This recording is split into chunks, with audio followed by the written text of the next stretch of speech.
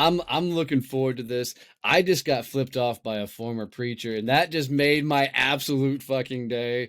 I'm looking forward to bring Tom on. Kevin and I always have a blast with this dude. He's like a brother from up in Canada, and it's always a good conversation to have him around. So, Tom, let's dive right into it, my friend. Story brand, using your story to build business. Walk us through this. Why the hell would you ever use stories to build things out? Well, because if you do not learn to connect with your audience, you're in trouble these days. And good marketing is all about incrementally positioning yourself better so that you can be found, and that when people do find you, they're more likely to engage with you. And the simplest way to engage with people, I mean, story has been around for like millions, thousands of years, right? To make sense of the world. And so when we learn to harness the power of story to make sense of our business for our clients, it means that they're just more likely to engage with us. I get sick of hearing about viral marketing. You talk to people about every so often. I think viral marketing, it doesn't even really exist. So what we need to think about is, how do we just make those little incremental shifts in our marketing so that we're easier to find and easier to engage with? It's the power of stories is so amazing. I was talking with a new member doing a virtual coffee the other day, and she was talking about, I'm going to start trying to get in front of these organizations so I can, work with their members and do different things. What kind of collateral do I need? What kind of marketing slips do I have? And I was like, you're brand new. Let's completely forgo the whole marketing piece and, what kind of papers you need to have. And I said, when you're in front of the client, I want you to grab out a blank piece of paper, and I want you to draw the story of how you move, how you work with kids and parents. And it's like, start at the beginning and draw like a stick figure kid and a stick figure mom where the kid's crying and has like the angry waves coming off of the head, so they get the feeling, and then walk them through and just draw out how you do stuff, and so that they can understand that story and they can get the emotional piece out of it. And Sheila is like, you just changed my world. And I'm like, well, yeah, because stories that you are working with people specifically for her that were, in that high S, they're nurturers. They're all about the emotion. They want to change the world and they want to make everything better. I'm like, you got to play on that piece. You need to get that emotion about how you change people's worlds and the benefits you bring to them. And that's through a story. Absolutely. No, I agree. I think the power of story brand in particular as a model for doing story-based marketing is that it's a very repeatable framework. That's been really nice. And exactly what you do, I do not with pictures, but I do it with words. And there's a flow. Every single story in the world has a flow. It has a hero who wants something that can't get it. They have a problem. That problem drives them crazy. It makes them feel bad internally. Then they meet a guide. That guide calls them to action, gives them a plan that results in failure or success. That's literally every story out there. And so what you're doing with your client is you're having them actually draw it. And I think that's very, very powerful. Dude, I gotta tell you, that's how I found StoryBrand, was because of Joseph Campbell's, hero's journey. And dude, the hero's journey had me hooked the minute it said, any book you've ever read, Lord of the Rings, Harry Potter. I'm like, he's talking about all of the best books in the world, right?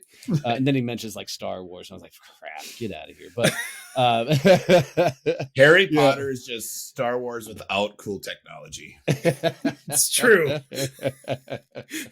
So, but the idea of taking the hero's journey and turning it into business and a marketing play has just been cool, because it made it so simple for me to wrap my head around. How do I tell my story? So even, personally, like how I tell my story of how I got to here, how we built Success Champions, I've actually taken it through the hero's journey kind of, a process to be able to tell that particular loop and story. That's been fun. And I think that's obvious in the way that we position, when you talk about the networking, you make it about not making it about pitching constantly, hire me to solve your problems, hire me to solve your problems. You make it genuinely about the other person. And that's really missing. If somebody goes to their website, so one of the things that we talk about all the time in StoryBrand is that the brand is not the hero, the client is the hero, or the customer is the hero. There's very few brands in the world that can afford to say, I'm awesome, work with me and you'll be awesome. We're Right. talking about the monsters out there.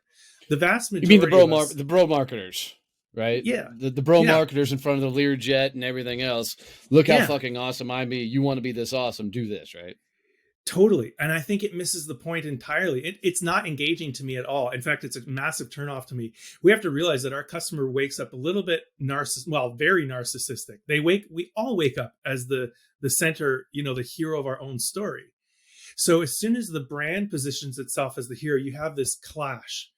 And so we need to make it about the client. How can we help the client win? And every time we do that, they're more likely to engage with us anyway. So I like that about Success Champions, because you put it's just a nicer way to do business actually than always building every relationship for the sake of the sale. Yeah, you look at some of the really big brands like Nike, and even though they don't do a full-on story in their marketing, they are very particular about how they do their imaging. And it is always the people that they're putting forward as the image is the people that who they want to buy are going to look at and say, I want to be like them. I want to run like that person. I want to jump like that person. I want to sport like that person, if we're going to use Donnie's terms.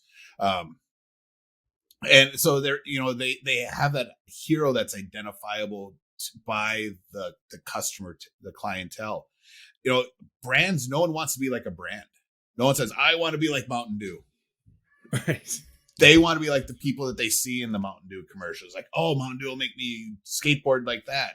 And that's the whole concept of that hero's journey, is that people see themselves in the story and they're like, oh, I can do that. I can totally do that. That could be me. Totally. Yeah, absolutely. And you have to bring people bring them on a journey. You have to help them. It's funny. People that make the customer the hero actually miss the point. They think that that's the most powerful place in a story, and it's not. The guide is always the most powerful position in any story, because they have all the answers to help the hero get from a forgotten identity, and Jason Bourne, to figuring out who they are.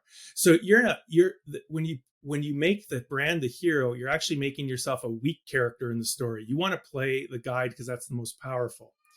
And there is this transformation that the guide leads the character, the hero, on. It's just really critical. So I'm just curious, from the guide perspective, do I have to be like Gandalf or Dumbledore and like withhold information that would be like really important for them to know, on their journey? Or do I go ahead and give them all the information? Because every hero you out there, from Yoda to fucking Dumbledore, they have all these secrets that they don't want to give away. I mean, so do I do that as a guide? Or I think so, actually. I absolutely think so. I mean, if I come in here on this 15-minute segment and I tell you everything I've learned about StoryBrand in the last 2.5 years in a 15-minute segment, everybody's going to be overwhelmed. And I can do it. I can talk for an hour about StoryBrand, right? So if I give you every piece of what I've learned, yeah, you're going to be overwhelmed. And when I sit down with my clients, I only pick the most important thing to solving their problem right now. So I think there is a little bit of holding back, actually, as the guide. We have to understand which of our clients need which piece of information when, so that we don't overwhelm them. That's it. I'm growing my beard longer, putting white hair on, and I'm going full fucking Gandalf Dumbledore mode. Y'all hold my beer and watch this shit. Well, and I also think it's really important in that, from that coaching standpoint, of having them actually experience the challenge. We know the answers for them, but we still want them to experience stuff. We want them to not struggle as much as we did. So we guide them. That struggle is what makes them grow. The interesting thing, though, is you're right, Kevin, but our clients want everything now. Yeah. Yes. It is actually hard to tell them, look, if we're going to actually, if we're going to do a massive messaging makeover for you, like actually get all your collateral to tell the story consistently in an aligned way, it's a year-long process. Like, we got to start with foundational stuff and then build to the public facing stuff, and then make sure your team is on the same page in the story. It takes a while for it to roll out. So I agree with you, but man, our clients push. They want it all right now. Oh, and Donnie and I had the conversation numerous times throughout the week. I wish it was 3 years from now. Yeah. And we're like, no, we can't, because we have to go through this to be able to get there. So that's a really interesting conversation we tend to have. But well, no, I'm gonna jump on that really quick. Is it's that idea of every time we look for the shortcut, right? Every time we look for the quick win, we're actually costing us how fast we can grow. Because every time I've shortcut the process or found the hack, the easy route, anything else, because I didn't learn the thing, I'm gonna really learn it in a minute, right? Because you've got to learn the damn thing or go through it, because the universe is gonna be like, fuck you, you're going to learn this, and it's gonna put you in a spot where you have to learn it. And that's what I said about the viral marketing. People who are immature in business think that if they can get an influencer to notice them and mention them on social media, that's going to be a big marketing play, and they chase that. And it drives me crazy, because if you don't have, you can spend a lot of time trying to get that done. It doesn't necessarily translate into revenue at all. I had a book that was featured on Hockey Night in Canada, children's book. No bump in sales. It was picked up by some of the guys on TSN, millions of followers on Twitter. They did a great personal review of my book. No bump in sales, because that doesn't land with people. That's an interesting thing that happens, but it's a flash in the pan, and good marketing is sustainable. It builds credibility over time. Yeah, I've got a video right now with my freaking dogs that's still going bananas on Instagram with thousands of freaking likes, comments, and everything else. And I'm like, fuck, here I am trying to build my own personal brand, and a video of my damn dogs that doesn't even talk about my business or anything else is going nuts. So I'd really like it if right at the end of that video, you could edit me in. You just pan away from your dogs towards me, because I'm sure that's going to make all the difference to my business in the world. Right. How does, so you work with a client, or a client gets there that figures out, all right, so here's my story. Here's a story that we're going to build around. Do you then just take bits and pieces to build different marketing points, or does the full story need to be present all the time, or how do they take that story and actually start utilizing it? So this is the really nice thing about StoryBrand. It's a 7-part framework. It's the same framework that every story uses: hero, problem, guide, call to action, success, failure. And if you were doing like little short social media posts, for example, you can talk one post about your ideal character. The next post you could talk about their problems. The next post you can talk about the guide.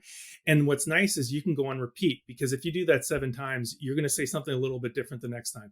So it takes a lot of the guesswork out of, what does that actually look like? I would say on a website, almost all of it appears on the website. I typically do long form landing pages or home pages. They're pretty long. And I think in terms of story, if somebody comes up to the top, we need to give them a very fast snapshot, a summary of the story. And as they move down, we need to talk about the problems, about the guide, the call to action, success and failure. I've had an interesting discovery in the last 30, 60 days. I changed the way I was writing my social media. Because I found that I was doing a lot of writing in the word you, and I stopped writing in the word you and started writing in the word I. And an interesting thing happened is I got a hell of a lot more engagement. And what I realized for me is I was talking at people versus talking with people. And my stories became a hell of a lot more relatable when I came from the more of a guide perspective of this is what I went through. Totally. So it's been a fun adventure. Awesome. So do you think part of that is people don't want to be told that they're the ones struggling, that they're the person that needs to go on a journey, and they'd rather hear about other people's journeys and then have the realization themselves? I don't think that they think that. I don't think people actually are cognitive of that. I don't think they're aware of that much. I think we just wake up trying to figure out how we're going to take the world on today. And if Donnie can play the guide to my problem, I'm engaging with him. See, one of the things that I like about your posts is that if you can talk about problems that you face that I'm facing right now as well, I go, oh man, like that's the whole thing, right? I want to learn from somebody who's gone ahead, and so that's why people are identifying with you and as the guide to their problem. Yeah, I agree. I think because I think about the movies and things that I've gotten into that follow kind of the hero's journey line. I see myself as Harry Potter when he's self doubt, second guessing himself. I see myself as Luke, as he's going through the journey and in the cave, battling himself with the lightsabers and shit. Right? We can all, in some form, put ourselves in that role, but it's always positioned from the place of the guide kind of showing that story happen. So it's never saying, hey, this is you, this is where you're screwing up. You are relating to the characters that are going through it. And it's been a cool way to reframe how I look at everything. I think you talk about some of the guides in traditional, in Star Wars, for example. I think one of the part of the mystique of Yoda is nobody really knows the backstory. So how did Yoda become the guide? There's some mystery there. When you look at some of the other characters that are, play a traditional guide, even Obi-Wan. I mean, the fact that Disney did an Obi-Wan series, it gives you some of the backstory, it develops him, and now he's much more relatable when I watch any other movie in that series, because now I relate to him. Being a guide takes two things. You need both empathy and authority. You need to show that you've been where people are at, that you can empathize with their problems, and you need to show that you have overcome, that you have the authority to make it through. It's a very hard thing for first-time entrepreneurs to develop that, because they haven't put in the time and they can't prove their authority. So what they do is they end up leaning on the authority of someone else. They get some certification, or they No, you yeah. know they try to guest on a podcast and borrow the authority of Kevin and Donnie, say, look, Kevin and Donnie think that I should come on, now believe in me, right? So, but it's very hard to play the guide at first. You have to be smart about it. I actually help entrepreneurs do that all the time. Yeah, that's a great point. I think everybody sees the certification or the programs, and that becomes a quick win. They get it in their head. If I go become John Maxwell certified, if I could become StoryBrand certified, whatever, they automatically assume that that's the thing that's going to catapult them to success, not understanding that they still are going to have to go build a business even after they get that stuff, right? Totally. It's a great perspective. I made a mistake in thinking that StoryBrand was a business framework. It's not. It's a copywriting framework, and it's excellent. The thing that saved me is that the community is so generous that there's enough business coaches there and seasoned entrepreneurs that I could tap into that, and they could mentor me. And so it was a fast success for me, but thank goodness, for that community that helped me out. That's awesome. Well, dude, this has been an awesome conversation, man. Loved hanging out with you. It's always a fun time hanging out with you. It's always a good laughs. I appreciate you doing this with us and sharing about your story and StoryBrand, man. It's been a lot of fun. Thanks so much. I appreciate you guys as well. Anytime I can talk about fantasy shit, I'm in, man. That's why I love StoryBrand when it first came out. It just played to everything I love, and just put a business spin on it. So, and Tom's such a good guy. Yeah, when I first heard of StoryBrand, and I didn't realize that there was this like framework that every movie was created off of, and that they all followed the same thing. And then I went through and I'm like, oh yeah, all right, so here's that guy. And so then I was that person at movies with all my friends, like, oh yeah, he's the guide and he's this person. And they're like, what are you talking about? I'm like, never mind.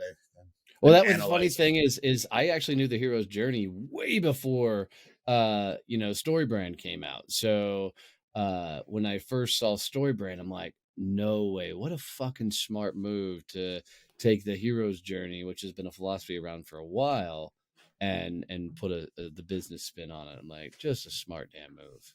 Just Yeah, a smart one. I love that he talked about for the new business owners that you have to really think about how you come across as the guide, and you have to go out and do the stuff so to build that authority to actually be the guide.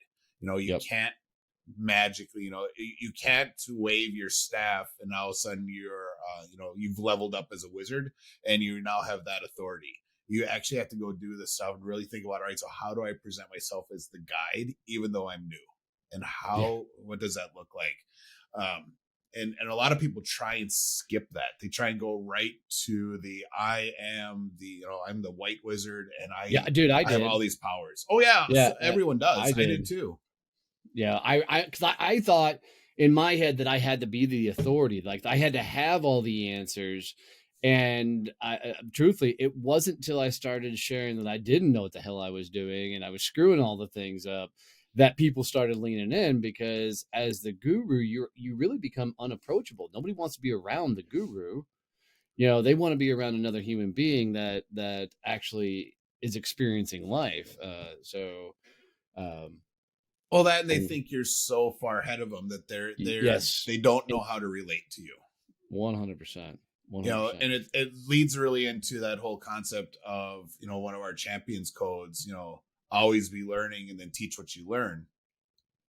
Yep. You learn stuff. You now need to find those people that where you just were and share that information and help them catch up and do what you're doing.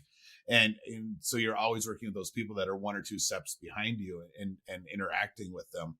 And I think that also serves a really cool purpose if it keeps you a little bit more humble as you grow and you become more successful. You start working with people who you used to be like. You're like, oh yeah, that's right, I used to be like this person. Yeah. I used to be struggling with this too. I'm not God's gift to whatever industry you're in. So the guide role, while is definitely the most powerful in the story, I think it serves so many benefits to actually be living out that in your life in general. Yeah, I agree. And I thought I was gonna stump him when I said, do you hold some things back? Because, I always thought Dumbledore and fucking, Gandalf and even Yoda were assholes when they don't tell all the stuff and they hold all the secrets back. But man, he handled that really fucking well by Yeah. saying, you share the shit that they need right then, don't overwhelm them. And I thought, God damn it. I really thought I was gonna catch him too. And I wasn't really just trying to, play, stump the chump, but it came across that way, and he really handled that well. I thought it was No, good. and it's I think he had the right answer because you look Yeah. at Yoda knew Darth Vader was Luke's father. He Yeah. totally could have told him right away, but what would that have done to Luke's psyche? Right. That would have just screwed up his whole journey and his development as a Jedi. So, Yeah. you have to, that's the role of the guide is, here, I'm going to tell you what you need to be successful now. And we'll handle that hurdle when it comes, because I know it's going to come down the road. So Yeah. So awesome stuff, man. Well, guys, I hope you enjoyed this episode as much as Kevin and I did. Do us a favor, please leave us a review wherever you're watching or listening to this. If you're on YouTube, make sure you're subscribed and comment below any thoughts and takeaways. And share this out with somebody, man. This really helps us grow the audience and the show and the people. So we really appreciate it. So as always, love you, mean it. See you, bye.